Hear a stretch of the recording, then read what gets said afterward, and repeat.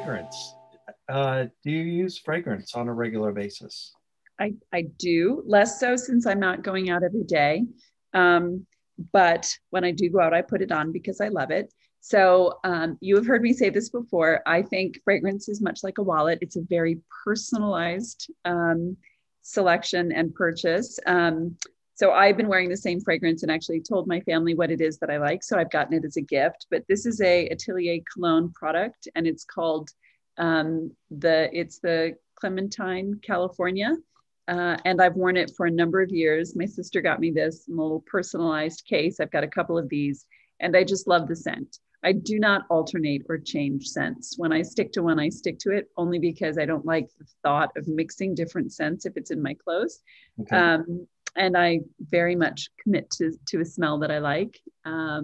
So I have been wearing this for a couple of years, and I don't have any reason to change unless a dear friend tells me that I should. So I'm sticking to it. Well, you make it easy to buy gifts. So, as a friend, thank you. I love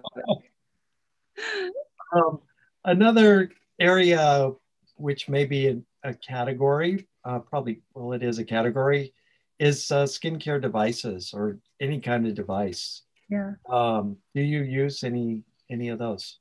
So excuse me, I have two. So I have my old Clarisonic that I've had for Okay. years that I keep charged up, but use it very, I'm going to say infrequently. But I do keep it because I like the way my skin feels afterwards. So if I've worn more makeup than normal for some reason, or if I feel like my pores are looking clogged up, I will do that in the shower generally. And Okay. then before I go to the, and put a nice cream on afterwards. But I don't do that terribly often. And it is getting old, so it may die, and I may need to find something else. The other thing that I just got recently for Christmas, my sister gave me, is one of those rollers. So sorry, that has a stone on it that you put in the freezer, Oh, yeah. and it's fabulous. And I do that. For instance, this week I had a rough day at work on Tuesday, really late meeting. I was warm here. I was exhausted, and I just took a break and I went and I rolled that around my eyes here, and it woke me up. And I felt like it just refreshed my face a little bit. Nice. Maybe took a little puff away from having been in front of my computer for too long. So I'm going to continue to keep that top of mind when I'm having a long day, because it really did help. So those are my only two products. Awesome. Okay, great.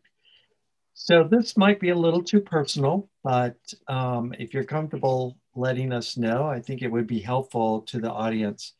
It is if you go to see a dermatologist. Now, I'm sure you go for cancer checks, which we all should be doing on a regular basis. But from a product or treatment perspective, do you buy product from them? Do you do treatments on a regular basis from them? Um, if you're open to tell us, what is your involvement with a derm?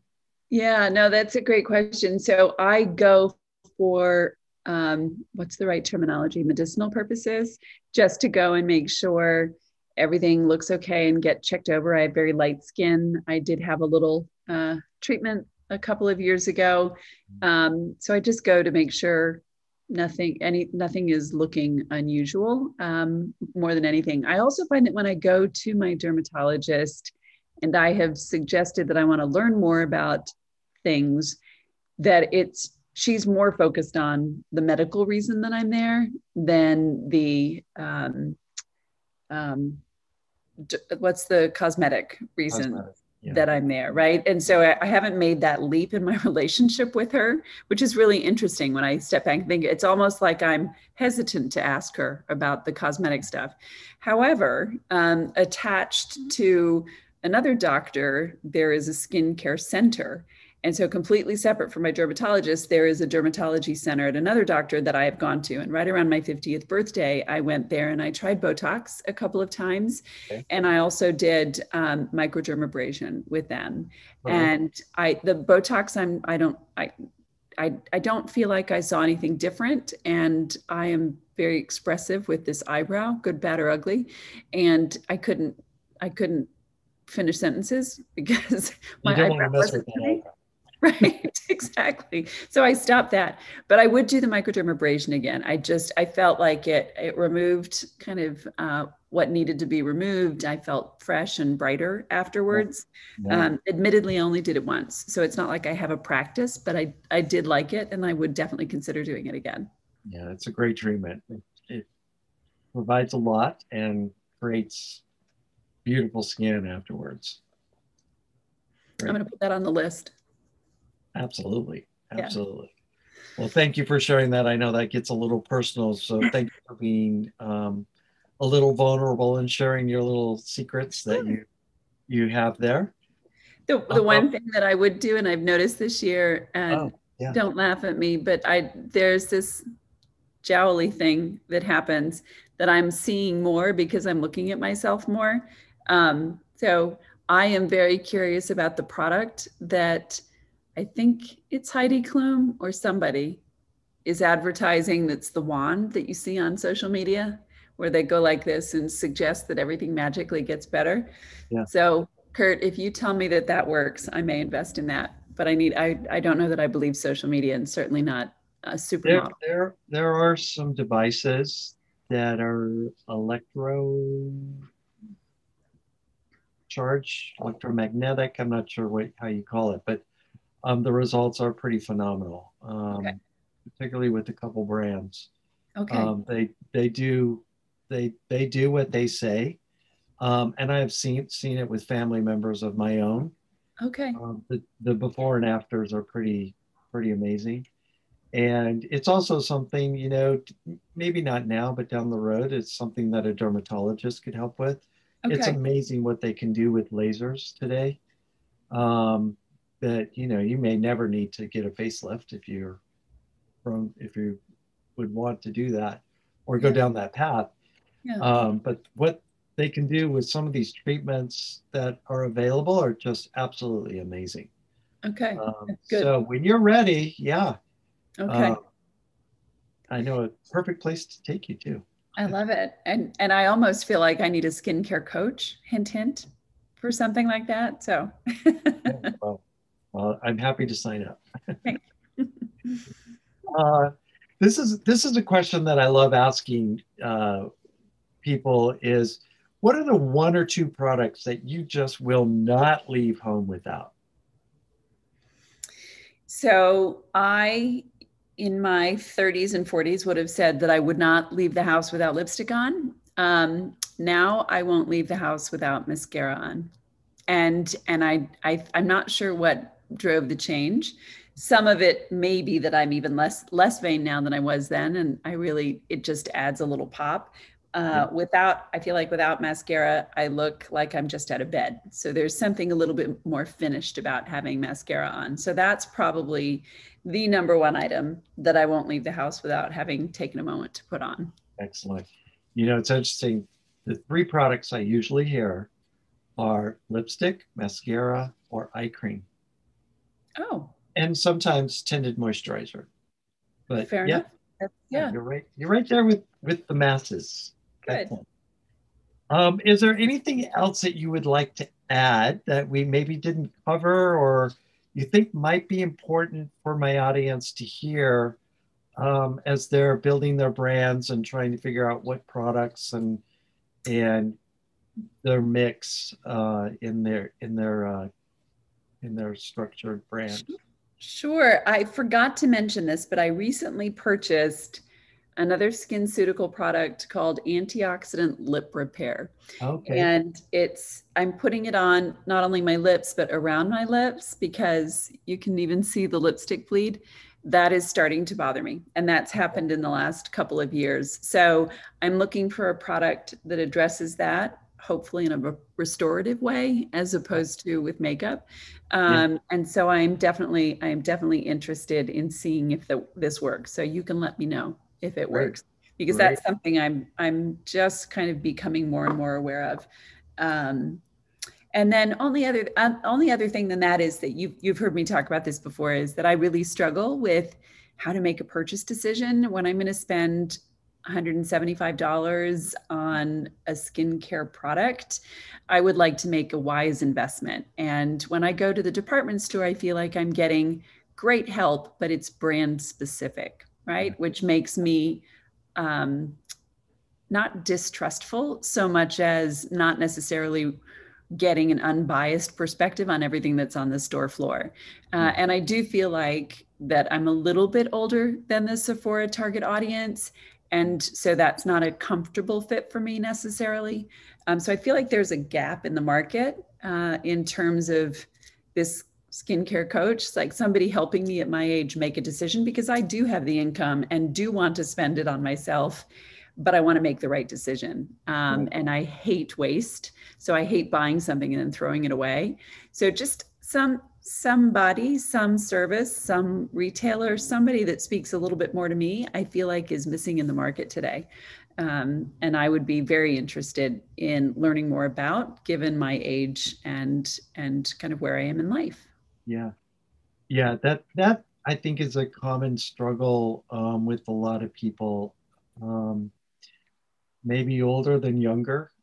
Uh, I see the younger generation is just so adventurous when it comes to product, uh, that they'll try anything and are open to anything. Of course, they don't have the skin concerns or Right. social norms that an older group like us would consider or be worried about. Yeah.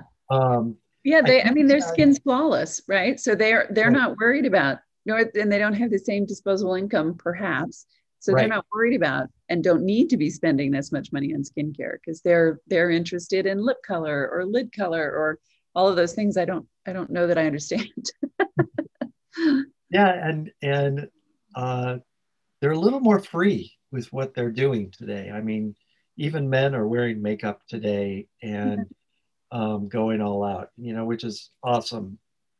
I think that's just so cool that I do they too. feel that freedom to be who they are. Yeah, Everybody should have that. exactly. So that's pretty awesome. That's very, and Sephora would be a great place for them to go and explore and do it. I actually saw in Women's Wear Daily, I believe it was, that Sephora now has a basket program where you pick a red basket and it means that you want help, or you pick a black basket and it means you just want to shop on your own. It That's might be vice brilliant. versa. So sorry, Sephora, if I messed that up. But I love that concept. That's You great. want help or you don't want help. That's Simple brilliant. sign, just by Yeah. the basket you pick up. Um, but I can share with you that everybody is highly, highly trained at Sephora. It is one of their key pillars. So I would say, even if they're young, they're going to be knowledgeable about the products and be able to point you in the right direction. In Good. department stores, they typically are paid by the brand that they're working on, and they're reviewed on selling their product. Their sales goals are for that. Um, and then there's these new smaller boutique beauty retailers, like Credo is an excellent choice.